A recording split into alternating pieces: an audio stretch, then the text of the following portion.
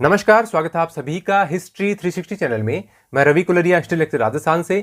आज के इस वीडियो में मैं रिव्यू करूंगा केसी श्रीवास्तव की पुस्तक प्राचीन भारत के इतिहास भाग 1 और भाग 2 का। आपने केसी श्रीवास्तव की ये बुक पढ़ी होगी जो सिंगल वॉल्यूम में आती है, प्राचीन भारत का इतिहास तथा संस्कृति। तो हमारे ग्रुप के एडमिन ने मेरा इन किताबों की ओर ध्यान आकर्षित करवाया था। कुछ विद्यार्थी भी कमेंट में पूछ रहे थे कि सर फ्लिपकार्ट पे एक बुक दिख रही है जिसमें पार्ट 1 लिखा हुआ है, तो पार्ट 2 कौन सी है और ये केसी श्रीवास्तव की बुक अलग है या क्या इनमें अंतर है। तो मैंने ये बुक मंगवाई आपकी समस्याओं का समाधान करने के लिए। तो प्राचीन भारत का इतिहास भाग 1 और 2, इसका मैं आपको टॉपिक्स दिखाता हूं कि किस प्रकार से थोड़ा इनमें डिफरेंस दिया गया है। पेपर क्वालिटी इनकी कोई ज़्यादा अच्छी नहीं है। किताबें अलग अलग ऑनलाइन प्लेटफॉर्म पे अलग अलग रुपए में मिलती हैं। 250-300 रुपए के आसपास दोनों किताबों का मूल्य है। 250-300 के लगभग, तकरीबन 600 के आसपास मिल जाती हैं। देखिए, विषय प्रवेश पहला जो इसका टॉपिक दे रखा है, भौगोलिक पृष्ठभूमि, इतिहास जानने के साधन। इसमें आपको पुरानी बुक में यदि आप देखेंगे तो इसमें कट कर दिया गया है। वो 30-32 पेज का इसमें चैप्टर दिया गया था, जिसके अंदर आपको प्रागैतिहासिक मानव जो जातियां हैं, निर्जातीय समूह, भाषा समूह का विवरण वो इसके अंदर नहीं है, इसमें अंदर कट दिया गया है। फिर इसके अंदर प्रागैतिहासिक संस्कृतियां, पाषाण काल वाला जो चैप्टर है, और आद्य इतिहास, धातु काल का आरंभ, ये जो चैप्टर है। प्रागैतिहासिक संस्कृतियां पाषाण काल वाले चैप्टर में देखिए, मैं आपको दिखाता हूं यहां पर बीच में।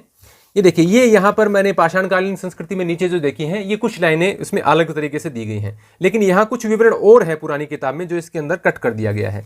इसके अलावा इसी में देखिए, आपको मैं पेज नंबर 30-31 के आसपास है, ये देखिए मेहरगढ़ वाला परिशिष्ट, ये एक्स्ट्रा जोड़ा गया है जो पुरानी किताब में नहीं है। बाकी विवरण सेम है, ये लास्ट में एक्स्ट्रा जोड़ दिया गया है। फिर इसमें जैसे हड़प्पा सभ्यता वाला है, कांस्य युग यहाँ पर दिया गया है। इसमें भी आपको जो हड़प्पा के स्थानों के बारे में जानकारी दे रखी है।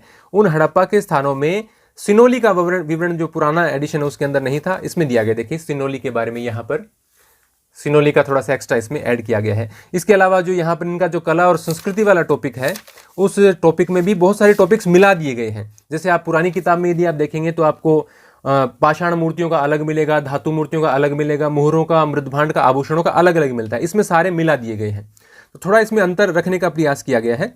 और कुछ मैं आपको दोबारा हम चलते हैं, इसके अंदर मैं आपको बताऊंगा। फिर आप देखेंगे तो पुरानी किताब में चौथा, पांचवा, छठा चैप्टर है, उसको मिलाकर इसमें चैप्टर नंबर 2 बना दिया गया है, नहीं सॉरी, चैप्टर नंबर 4 बना दिया गया है।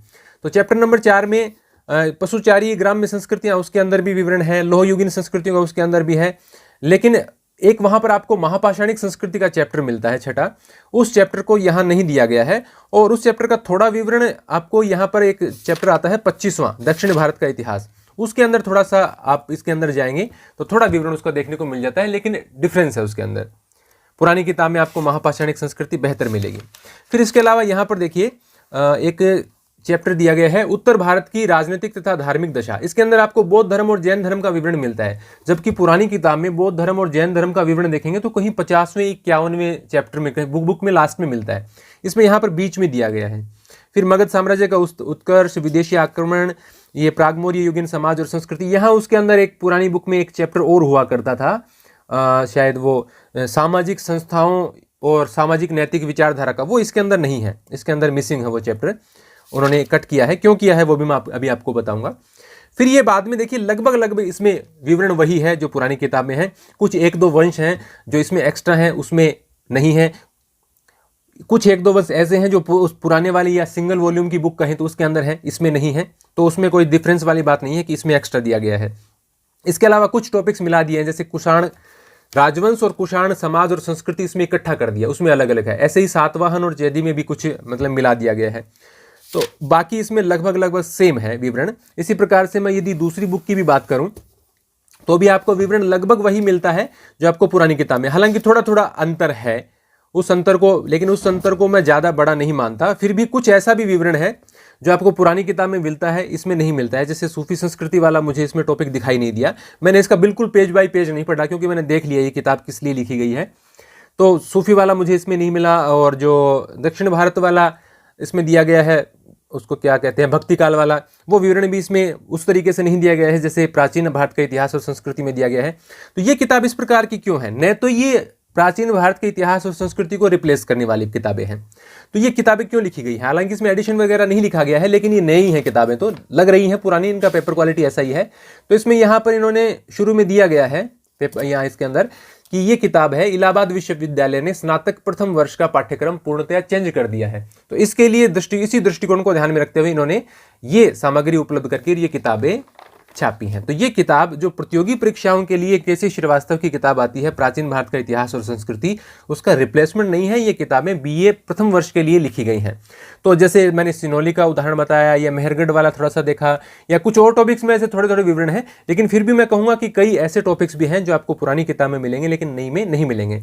तो मैं बिल्कुल भी के पक्ष में नहीं हूं कि आप इसको रिप्लेस करके इन किताबों को पढ़िए, क्योंकि ये मेरे हिसाब से प्रतियोगी परीक्षाओं को ध्यान में रखते हुए नहीं लिखी गई हैं। ये बीए प्रथम वर्ष के इलाहाबाद विश्वविद्यालय के पाठ्यक्रम को ध्यान में रखते हुए ही जारी की गई है। तो केसी श्रीवास्तव के इन पार्ट 1, 2 के बारे में आपको ज्यादा विचार करने की आवश्यकता नहीं है। प्रतियोगी परीक्षाओं के लिए यदि आप केसी श्रीवास्तव की पुरानी वाली किताब पढ़ रहे हैं तो कोई दिक्कत वाली बात नहीं है। और इसके बनिस्पत प्राचीन भारत के दूसरे लेखकों की किताबें हैं, वो मैं आपको बता चुका हूं कि किस एग्जाम के लिए कौन सी अच्छी हो सकती हैं। यदि आप चैनल पर नए हैं तो चैनल को सब्सक्राइब कर लीजिए, लाइक और कमेंट जरूर कीजिए और हमारे टेलीग्राम चैनल को ज्वाइन कर सकते हैं। धन्यवाद।